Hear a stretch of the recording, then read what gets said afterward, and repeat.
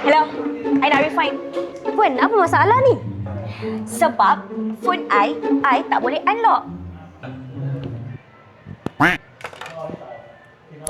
Oh, download ya? Oh. Nah, phone I kenapa gelap?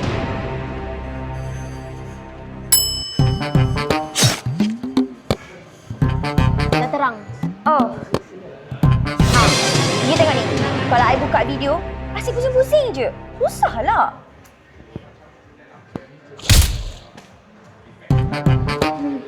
Tu, dah siap. Oh. Tapi kenapa sini macam kuning eh?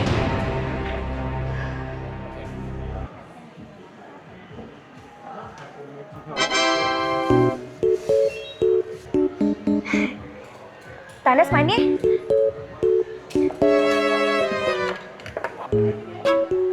Kalau tak pasti, jangan salahkan pada skrin telefon. Tengok pada setting dulu. Screen I, kenapa gelap? Tengok pada setting dulu.